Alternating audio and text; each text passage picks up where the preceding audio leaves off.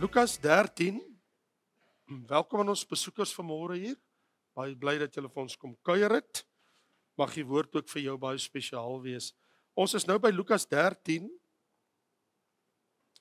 en in dieselfde tyd was daar mense teenwoordig wat hom berig gebring het van die Galileërs wie se bloed Pilatus met hulle offers gemeng het. En Jesus antwoord en sê vir hulle: Dink julle dat hierdie Galileërs groter sondaars was as al die Galileërs, omdat hulle sulke dinge gelei het? Nee, sê ek vir julle, maar as julle jul nie bekeer nie, sal julle almal net so omkom. Of daardie 18, op wie die toring van Siloam geval en hulle gedood het, dink julle dat hulle meer skuldig was as al die mense wat in Jerusalem woon? Nee, sê ek vir julle, maar as julle jul nie bekeer nie, sal julle almal net so omkom. En hy het hierdie gelykenis uitgespreek. 'n Man het 'n vyeboom gehad wat in sy wingerd geplant was, en hy het gekom en vrugte daaraan gesoek en niks gekry nie. Toe sê hy vir die tuinier: Kyk, 3 jaar kom ek om van vrugte aan hierdie vyeboom te soek, en ek kry niks nie. Kap hom uit. Waarvoor maak hy die grond nog onvrugbaar? Maar hy antwoord en sê vir hom: Meneer, laat hom nog hierdie jaar staan, totdat ek om hom gespit en misgegooi het. As hy dan vrugte dra, goed, maar so nie, dan kan u hom ander jaar uitkap. Ek wil met jou praat in die gedagte wat Jesus 2 keer herhaal het, en die gelykenis ook daarmee te doen. As jy jou nie bekeer nie, as julle jou nie bekeer nie. Dis duidelik dat wat hier gebeur het, was 'n wonderlike geleentheid vir die Here Jesus, om dit omwonde aan mense te stel, dat jy moet jou bekeer voor dit te laat is. Aan die hart van beide die 2 verhale, want dit is 2 verhale. Ons het die verhaal van die moord op die Galileërs, en dan het ons die verhaal van die toring van Siloam, wat omgeval het. En dan het Jesus 'n gelykenis om sy punt te illustreer. Maar die boodskap is een en dieselfde. By die gelykenis en ook al 2 die verhale, dit al 3 het net een hoofgedagte, en dit is: jy moet jou bekeer. Kom ons kyk na die eerste ene, die moord op die Galileërs. Die geskiedskrywer Josefus, hy vertel, en hy skryf baie oor die geskiedenis van in die tyd van Pontius Pilatus. En een van die dinge wat hy skryf oor die geskiedskrywer, en hy word gebruik as een van die Jode se beste geskiedskrywers, nie in die Bybel nie, pad uit die geskiedenisboeke uit. En in sy boek van Josefus lees ons dat die Romeinse goewerneur Pontius Pilatus, dat hy het baie keer, sê Josefus, brutaal opgetree teenoor die Joodse volk. Hy het nie van hulle gehou nie. Ek bedoel, hy sê een wat Jesus onverdiend na die kruis gestuur het op die einde van die dag. Hy het nie gehou van enige oppositie nie, en teenstand van die Jode, hy het dit nie geduld nie. En niks daarvan gehou nie. Hy was, wat dit betref, ongenaakbaar. En het blyk dat 'n sekere groep mense wat van Galilea afgekom het na Jerusalem toe, om te kom offers bring, dat hulle tydens 'n fees gedoen het, en tydens die fees het hulle iets gedoen wat Pilatus baie ontstel en omgekrap het, en hom gedryf het tot die punt dat hy het sy soldate gestuur, 'n kontingent manne, en hulle daar by die tempel, daar naby, het hulle klomp manne doodgemaak, Galileërs, en toe hulle bloed met die bloedoffers gemeng het. Dit is natuurlik vir die Jode, nou. So dit was 'n vreeslike ding. En so hulle kom vertel vir Jesus, in vers 1, daar mense kom vertel vir Jesus, hoorie, Pilatus het nou net 'n klomp Galileërs doodgemaak, en hulle bloed gemeng met die offers. Nou, hoekom sou hulle dit vir Jesus vertel? Wel, Jesus en sy disippels is onderweg van Galilea af na Jerusalem toe. En hulle is ook van Galilea. Hulle is 'n klomp Galileese manne, sy disippels.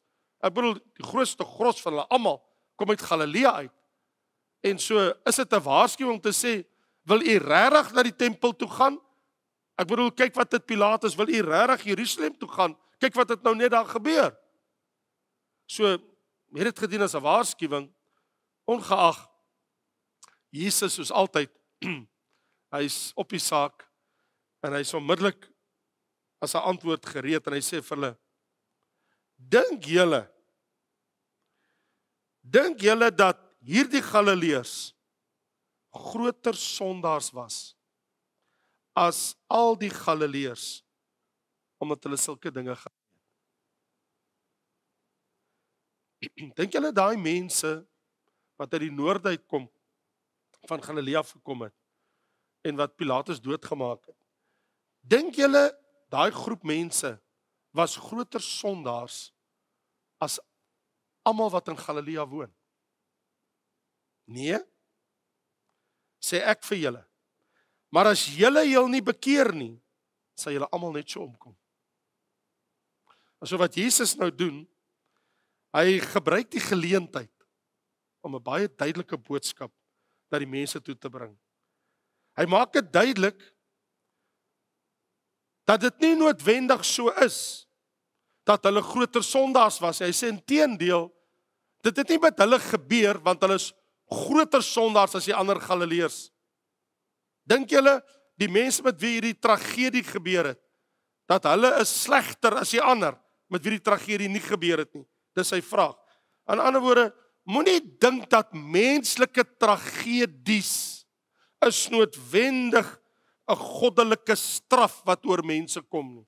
In ander woorde, dink julle nou dat God het hulle gestraf want hulle is groter sondaars as die ander mense wat van Galilea is? Want jy sien, daar is hierdie misplaaste gedagte by mense. By baie mense wat hulle self regverdig, dat die dinge gebeur net met mense wat God wil straf. Want as daar 'n verskriklike tragedie gebeur het, dan dink mense net, is dit die Here wat dit gedoen het? Dis mos die meeste mense is mos van gedagte, is lyding en rampe, is dit noodwendig as gevolg van 'n spesifieke sonde? En Jesus, dis nie altyd so nie. Natuurlik, daar is tye wanneer dit absoluut so is.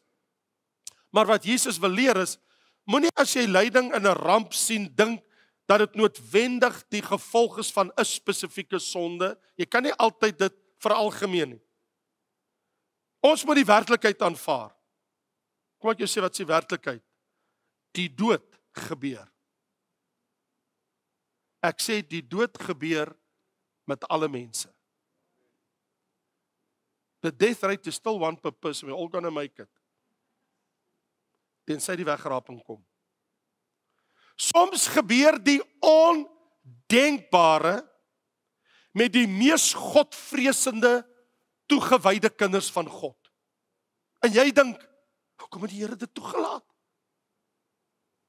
Dit is 'n verskriklike ding wat soms oor kinders van die Here se lewe gekom. Ek bedoel, dink aan Job.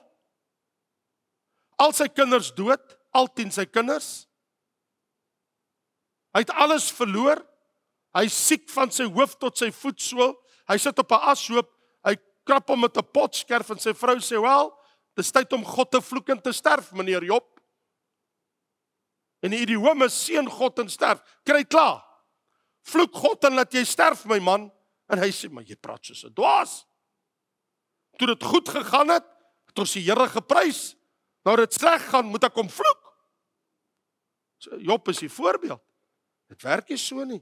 Want jy sien, as dit wel die geval is, dan moet ek en jy iets verstaan.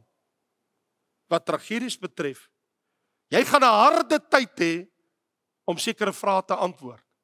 Vrae soos, hoekom het baie van God se profete so 'n verskriklike dood gesterf in die Ou Testament? Ek bedoel, Jeremia is middeldeur gesaag. Hallo? Hulle het vreeslike dinge aan die profete gedoen.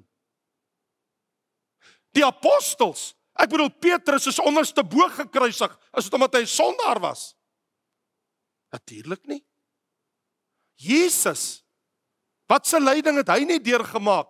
Is dit omdat hy sondaar was? Hy was nie nie. Hy het al ons sondes op hom geneem, maar hy was nie 'n sondaar nie. So jy kan nie as daar lyding en rampe is, net eenvoudig van die standpunt af uitgaan. En dis wat Jesus vir hulle eers wil sê. Sy punt wat hy wil maak. Ek het 'n Wycliffe Bybel wat ek al die jaar by my gehad het. Nou, daar's iets baie niks rondom dit, maar ek wil nie nou daaroor praat, sien nou die tyd nie, maar ek wil iets vertel. 2 sendelinge, Wycliffe sendelinge wat vir die organisasie werk. 'n Man en 'n vrou met hulle 2 dogters, Kerry en Kathy. Albei begin met 'n K, Kerry en Kathy. Hulle was gevra, sal hulle as sendelinge gaan werk in Papua New Guinea. Nou ek het 'n uitnodiging gekry by Dr. Professor James Blaine Waltrip om in Papua New Guinea die hartkaart te gaan oplei. Dis nou die mense wat die bene in die neus het en in die ore. Nou as jy nie weet waar Papua New Guinea is nie, dis nie op die planeet, dit is noord van Australië. So jy vlieg na Perth of na Adelaide en dan van daar af moet jy noord suiker, dan kom jy by Papua New Guinea uit. En die jaar wat ek sou gaan, daai Mei maand, toe kom COVID. Toe kanselleer ons dit, toe het ek nou nooit by Papua New Guinea uitgekom nie. Wel, hierdie 2 het gemaak tot in Papua New Guinea. Hulle van is Steincraft. En die Steincraft, hulle het 'n hut gehad naas die rivier waar hulle gebly het en hulle was sendelinge onder hierdie stamme by Papua New Guinea. Barbare, wille mense. Baie wild. En presies 3:00 die middag oor kan die rivier. 'n Rustige, stil Sondagmiddag. Soos wat jy hoop om vandag te hê. Toe skeer daar van die berg. Amper kilometer lank. Ek dink dit was oor die 800 meter stuk van die berg. Skeer af. En dit kom rammelend oor die rivier, deur die nedersetting waar hulle almal bly, en dit begrawe die hele stuitjie waar hulle was in een oomblik. Amper kilometer stuk berg, rammel af en gly oor die rivier en oor die en dit begrawe die Steincraft en hulle 2 dogters, die man en vrou, en al die mense in die nedersetting in een oomblik. Tot vandag toe. Almal is begrawe, niemand kan daar kom nie. Dis 'n hele berg wat daar op hulle is. Is almal begrawe in 'n oomblik onder 'n berg. Ek sê hulle is begrawe in een oomblik onder 'n berg. Die vraag is, was dit hulle sonde? Hulle dan hulle lewe gaan gee daar in die sendingveld? Die antwoord is soms nou nee. So wat Jesus net eerstens wil sê is vir die mense is, moenie 'n tragedie God blameer nie. Dis nie weens mense se sonde tragedies kom nie. Ja, dis waar, daar kom soms tragedies weens sonde, maak geen fout nie. Maar die betekenis is, en dis Jesus se argument hier is, wat met die Galileërs gebeur het, laat dit vir jou as 'n waarskuwing dien, want die geestelike noodlot wag op alle onbekeerde sondaars. Alle mense sterf eenmaal en die vraag is, Jesus sê toe nie, is jou dood 'n tragedie, was dit 'n ongeluk, of is jy dood van ouderdom, of siekte, of omdat jou ingewande ingegee het, want jy is nou te ver heen in die lewe. Dit is nie, hoe het jy gesterf nie, dit is, hoe was jou saak met God, toe jy gesterf het. Dis wat hy doen. Wat Jesus doen is, hy gaan van die veronderstelling af uit, of jou dood 'n ongeluk is, 'n tragedie wat gebeur het, die noodlot het jou onverwags getref, en of jy op 'n siekbed gelê het, dis irrelevant. Die vraag is, daai mense, was hulle gereed? En ek wil net sê, baie keer ek en jy, ons maak ook so, as ons hoor van iemand wat dood is, iemand in die gemeente, as hulle vir my sê, my oupa of my ouma pastoor is dood, of iemand sê ek altyd, was hy kind van die Here? Is dit waar? Ons almal, wat is jou eerste gedagte altyd? Het hy die Here geken? Want nou weet ons mos, die ewigheid het vir daai een aangebreek. En hierdie kort lewe is mos nou verby. So jou eerste gedagte altyd is, en as hulle sê ja, dan sê ek, prys die Here, hy is in die hemel. Ons kan nou 'n traan stort, maar ons wil eers bly wees dat daai persoon is by die Here. En dan wanneer iemand vir jou sê, pastoor, daai persoon wou niks van God geweet het. Dan gryp dit jou so in jou hart en is ek hoop maar net dat iewers daai persoon God ontmoet wat ons dalk nie van weet. Andersins vir ewig te laat. Hoe verskriklik. Nou sê Jesus in vers 3, nee, ek sê vir julle, maar as julle nie beken is, julle almal net so omkom.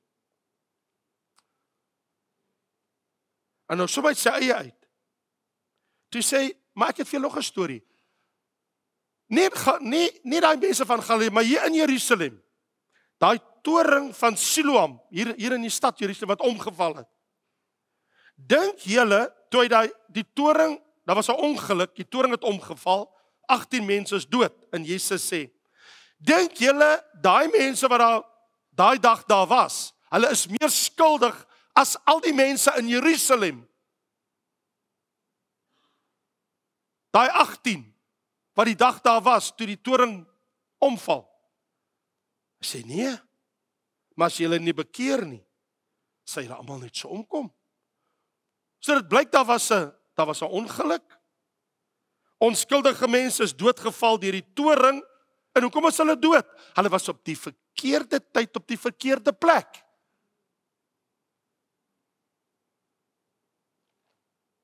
Was dit God se skuld? Sal ons hom daarvoor blameer? As jy daai pad wil gaan, dan wil ek julle 'n storie vertel van die Engelse digter John Milton. Ek sal dit kort hou, hy's blind. En eendag kom besoek die koning se seun, Charles II, kom besoek Milton. En hy kom daar by John, en hy sê vir hom, jou blindheid is 'n oordeel van God oor hoe jy teenoor my pa, my vader opgetree het, sê die koning se seun vir John. En John se antwoord is opgeteken. Hy sê vir Charles II se seun, hy sê luister, indien ek my sig verloor het, ek nie kan sien, deur God se oordeel, wat sê jy van jou vader, wat sy kop verloor het, want sy kop was afgekap? Wat noem jy dit? Charles II se seun het nie antwoord gehad nie. Want jy sê dit is makliker om oor ander mense se dood te praat as oor jou eie. So, was die mense wat deur die toring doodgeval is in Jerusalem, was hulle groter sondaars as die ander mense in Jerusalem? Jesus sê, dis eintlik nie ter sake nie. Wat ter sake is, as jy jou nie bekeer nie, gaan jy net so omkom. Sy punt is, geen mense sondeloos nie. Jy moet jou voorberei vir die onafwendbare. Pilatus kan jou, Pontius kan jou gryp, en jou doodmaak haar, en jou bloed meng met die offers, of jy kan by 'n plek verbyloop, en die toring val om. Jy was verkeerde oomblik, verkeerde plek. Jy ry oor 'n groen lig en iemand anders, wat nie weet om te gedra nie, jaag deur sy rooi lig. En jy is op daai oomblik in die kruising.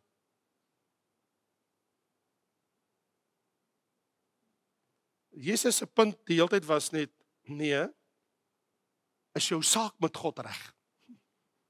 Dis die eintlike vraag. So hy gebruik die toring van Siloam gebeurtenis om mense te waarsku teen geestelike verwoesting, né? Want jou lewe uitmekaar uitval. Die verrassendste is, al daardie mense, die Galileërs en die mense by die toring doodgeval het, hulle klaar hulle oordeel ontmoet, ek en jy nog nie. Ek sê, nog nie. Ons het almal die oordeel ontmoet, Ek sê, daar wag 'n oordeel vir jou. Kom ek sê wat 'n oordeel wag vir jou. Nee, ek praat nie van die wit troon oordeel nie. Nee, bekommer nie. Dis kind van die Here en dis waarvan ek praat nie. Jou dood, die Bybel sê, die mens is bestem om eenmaal te sterwe en daarna die oordeel. Jou dood is 'n oordeel. Maar dit bepaal of jy hemel toe gaan of jy na die doderyk toe gaan. Onmiddellik. Jy hoef nie voor 'n regterstoel te staan nie, voor 'n wit troon te staan nie. Die oomblik as jy jou asem uitblaas en ek my asem uitblaas, gaan ek 'n oordeel tegemoet. Daar's 'n skeidslyn. Jy gaan af, jy gaan of af onder toe, doderyk toe, of jy gaan na die paradys in die heerlikheid in die hemel. Daar's iets, sê 'n ander plek nie. Maar terwyl Jesus dit nou sê, dat ons die oordeel tegemoet gaan, hy sê, maar kom ek vertel gou vir julle gelykenis. Hy vertel van sy kort gelykenisse. Hy sê, hoor hierso. Hy sê 'n man het 'n vyeboom gehad, hy het 'n wingerd geplant en toe kom hy met soek vrugte aan, hy het niks gekry nie. Hy sê en hy kom toe terug. Hy sê 3 jaar lank kom hy en hy kry nie vrugte in die boom nie en hy sê wel, kom ons kap hom uit. En die tuinier is want sy argument is, die eienaar is, die boom maak die grond net onvrugbaar. Hy mors met die grond. Hy gebruik al die goeie bestanddele van die grond, elemente van die grond gebruik hy. Hoekom sal ons dit doen? Kom ons kap die boom uit. En hy sê, maar meneer, kom ons laat hom nog net 1 jaar staan. Ek sal 'n bietjie moeite maak. Ek gaan om hom spit, ek gaan so 'n bietjie mis gooi en kunsmis inwerk en kom ons gee net nog 'n jaar kans. Meneer, as hy dan nie dra nie, dan kom ons kap hom dan uit. Wel, as jy dit nie weet nie, Levitikus 19 het vir die Jood gesê, hoe moet hy na 'n boom omsien? So ek lees vir jou, want hier is die storie, agter die storie. Die storie agter die storie is, Levitikus 19 vers 23, as julle in die land inkom en allerhande vrugtebome plant, hierdie ou het 'n wingerd en 'n vrugteboom geplant, okay? En sy vrugteboom was die vyeboom, so hy het by sy wingerd 'n vyeboom geplant. Moet julle hulle vrugte as verbode beskou, jy moenie die vrug eet nie, van die vrugteboom. 3 jaar lank moet hulle vir julle verlore wees. So as jy die boom plant, die eerste 3 jaar, los hom. Daar mag nie van geëet word nie. Los die boom vir die eerste 3 jaar. Laat hom net groei, laat hom groei. Maar in die 4de jaar, alright, 3 jaar is ons nou verby, moet al die vrugte 'n heilige gawe, feesgawe aan die Here wees. Ander woorde, dan die 4de jaar wat van daai boom afkom, belongs to God. Jy staan nog steeds in honger en kyk vir die boom. Jy kan nie eet nie. Jy kan net kyk, jy kan nie eet nie. Maar in die 5de jaar, dan kan jy van die vrugte af eet. En die Here sal jou seën vir die res van jou lewe met daai boom, as jy dit so sou doen. So dit was die reël. So die man kom tot in die 3de jaar, om te kom kyk hoe gaan dit met die boom. Maar wat hom pla is, die boom moes die eerste, die tweede, hy sê, die eerste jaar was aan die vrugte nie, die tweede jaar, hier is nou al die 3de jaar, tyd loop uit, volgende jaar, waar is my offergawe vir die Here, en dan wil ek eet van daai boom, en hier is nog steeds niks, hy mors alles op hier, so, hierdie boom, ons gaan hom uitkap, en die eienaar is, ek kap hom uit, en die man wat daar werk, die tuinier, hy is like, ai meneer, ons is al so ver gekom, kom ons doen net so klein bietjie moeite, met hierdie boom, wie weet. Nou, die woord bekeer verskyn nie daar nie. Kan jy dit sien as jy daar lees? Ek het hom ons vir jou gelees, die gelykenis. Die woord bekeer is nie daar nie. Maar die bedoeling is een en dieselfde. Jy sien, die boom wat vrugteloos is, sal uitgekap word. As die boom hom nie bekeer van sy houding nie. As die boom nie nou besluit, hoorie, ek moet nou begin vrugte dra. Ek hoor hier kom moeilikheid. Want jy sien, om vrug te dra, jy kan maar kyk in die 4 evangelies, het gewoonlik te doen met hoe jy jou lewe lei. Jy kan gaan sien in Lukas 3, Lukas 6, Lukas 8, oralste. En ook hierso, in Lukas 12, dat dit met hoe jy jou lewe lei. Dra jy vrugte, liefde, blydskap, vrede, sagmoedigheid en vriende, al hierdie vrug van die Gees en dat Jesus in jou lewe skitter en skyn, is God daar. Maar die vrugtelose boom waarvan Jesus nou hier praat, na 3 jaar, wel, is 'n toepassing. Hoe lank het Jesus gepreek? Net bietjie meer as 3 jaar. En toe kruisig hulle hom, want hulle het hulle nie bekeer nie, as 'n volk. Wat toe doen die Here iets? 40 jaar nadat hulle hom gekruisig het, toe gee hulle nog 40 jaar. 'n Hele geslag. En toe hulle nie bekeer nie, toe stuur hy die Romeine met Titus, hulle verwoes Jerusalem, hulle verwoes die tempel, hulle dryf die volk oor die hele aarde tot vandag toe. Soos ek hier met jou praat. Nog net die helfte van Israel is terug in hulle land. Van daai dag af tot nou toe, die helfte van Israel is nog steeds buite Israel. Daar's minder as 7 miljoen Israelies in die land, as oor die tussen 13 en 14 miljoen in die wêreld. Tot vandag toe. En dat ook nie 'n tempel nie. Hulle straf is nog steeds geldig. Ek wonder, as ek in die gelykenis kyk, hierdie is 'n oop-end gelykenis. In Engels sou jy gesê het open end. Want as jy lees tot by vers 9, dan lees jy, as hy dan vrugte dra, goed, maar so nie, dan kan hy hom ander jaar uitkap. Boem, storie is klaar, verby. En hier gaan die Bybel aan met iets anders. My kop is nog by die boom. Wat het van die boom toe geword? So dit is 'n oop-end gelykenis. Dit wil sê, dit laat die leser oor om self te antwoord. So wat is jou antwoord? Wat sê jy? Wat dink jy? Jesus het die storie vertel en hy los dit oop-end. En hy staan weg en hy kyk vir jou. En hy vra jou. So wat dink jy? Het met die boom gebeur?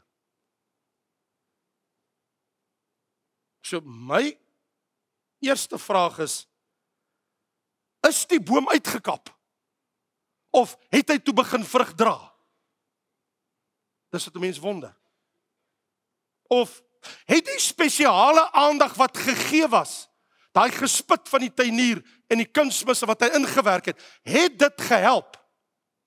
Dat die boom toe nou wakker word uit sy slaap uit en sê, tyd dat ek vrugte dra. Jy moet antwoord, jy is die hoorder en jy is die leser. Wat is jou antwoord? Wat dink jy? Wel, ek sê jou sê wat ek dink ons kan antwoord. Ek dink uit die perikoop uit die konteks kan ons die volgende vir mekaar sê. Die vraag is toe nie eintlik oor wat het in die finale toe met die boom gebeur nie. Dis nie, ons moet nie daai pad gaan nie. Want jy gaan nie antwoord kry nie. Die vraag is eintlik, wat gaan met my gebeur? Dis die vraag. Want ek en jy is die boom. Het die boom toe begin vrug dra of nie? Want die Here soek vrug in ons lewe. Hy aanvaar nie plaasvervangers nie. No fake fruit, please. Okay? Wat jy 'n showcase vir ander mense het, as jy by die kerk kom, smile jy altyd en is vriendelik, maar die binnekant is daar 'n storm, jy weet. As jy hulle nie bekeer nie. Wat ek eerstens wil sê is, as jy weer van 'n tragedie in die lewe hoor, as jy ooit weer hoor van iets wat met iemand gebeur het, moenie veronderstel net dat die persoon was 'n slegte persoon of hy was erger as ander mense nie. Jy kan nie dit net aanvaar nie. Dit is nooit 'n gegewe nie, right? Dit het ons nou gesien. Dit kan ons nie doen nie. Maar wat jy wel kan doen is, jy kan vir jouself die volgende vraag afvra. Neem ek net spasie op in die koninkryk of dra ek vrug in die koninkryk? Vul ek net space? Ek vul net spasie of dra ek vrug?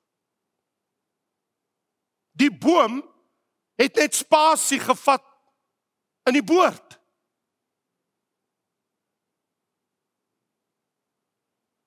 Ons gaan vir jou uitkap. Of het hy begin vrug dra? Ek sou wou sluit. En ek dink dit's absoluut gepas toe ek stil word. En ek dink by myself aan Lusaka, want ek het eers gisteraand geland, so ek het die hele week in die boodskap sit en werk aan die bos. Die vergaderings in die nag, wat van 6:00 die oggend tot 6:00 die aand is ons besig. Ons bid en ons hou vergaderings vir die hele kontinent, 46 lande, en ek bedoel, ek is evangelisasiedirekteur, so ek moet verslae indien. So ek was verskriklik besig. Ons begin letterlik in die oggend 6:00 en ons sluit 6:00 in die aand, 12 ure. Ons het 2 teebreke en 'n etensbreek. Verder is dit net bidtyd en vergaderings, niks anders. Dis al wat ons doen. En dit was hele Dinsdag, Woensdag, Donderdag, Vrydag. Maar in die aand, as ek nou 6:00 klaar is, ek het nou geëet, dan hardloop ek gou na my kamer toe daar in die bos en nou moet ek sit, dan moet ek werk. Dan is ek 'n dowwe ligte, ook nie sterk ligte nie. Nou sit en werk ek, want ek weet ek land eers gister 5:00. Nou weet ek moet klaar wees vir vanoggend. So ek het nou al my werk gedoen en toe ek aan die einde kom, toe sit ek Woensdag aand daar by myself aan die bos by Leopards Hill en ek vra myself af aan Zambië. Hoe sal ek so 'n boodskap tot 'n einde bring by my gemeente? En onmiddellik in my gees toe weet ek. En toe skryf ek dit neer. Jy moet na 2 Petrus 3 toe gaan, want daar staan in vers 9. Die Here vertraag nie die belofte soos sommige dit vertraging ag nie, maar hy is lankmoedig oor ons en wil nie hê dat sommige moet vergaan nie, maar dat almal tot bekering moet kom. Die Here wil nie een van die bome verloor as dit nie kan nie. Hy wil hê almal moet tot bekering kom. Elke een van ons. Dis sy begeerte.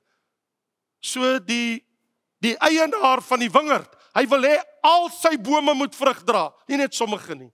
Moenie sit vanmôre en sê ja, die pastoor kyk hy dra vrugte en hy praat hy en kyk waar doen hy en waar gaan hy. Forget it.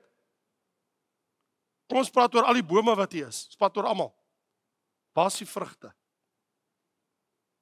Ons almal. Almal moet hulle bekeer.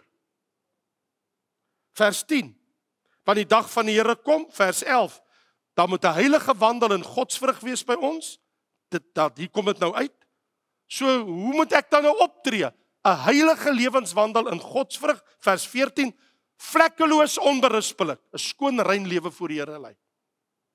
En dan sluit vers 18 wat sê daar's 2 goed wat moet gebeur. Jy moet toeneem in jou wandel met God, jou genade, en jy moet toeneem in kennis, in die woord en in jou verhouding met die Here. So hier's waar ek is.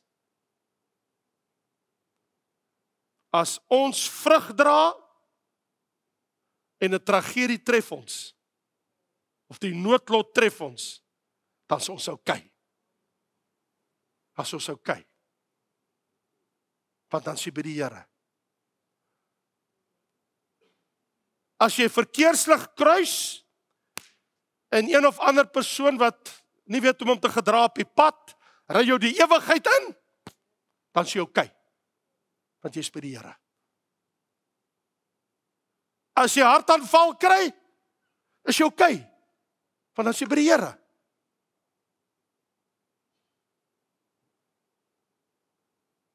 As iets onverwags jou tref, is jy okay.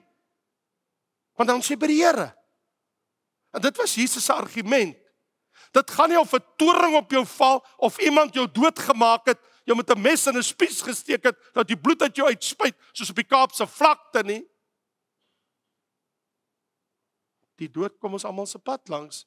Gaan nie oor hoe, waar, wat of wanneer nie.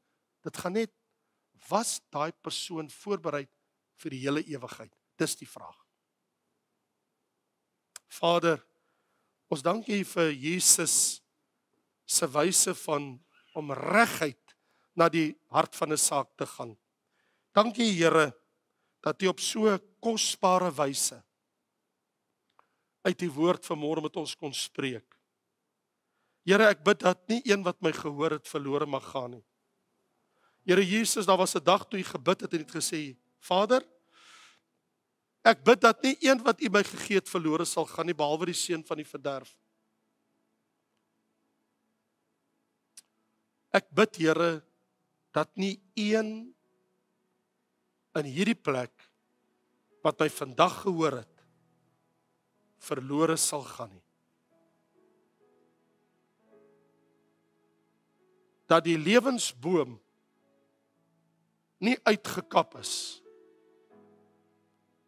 omdat die boom hom nie bekeer het en begin het om vrug te dra nie.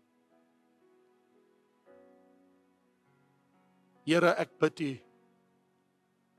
kry by ons vrug,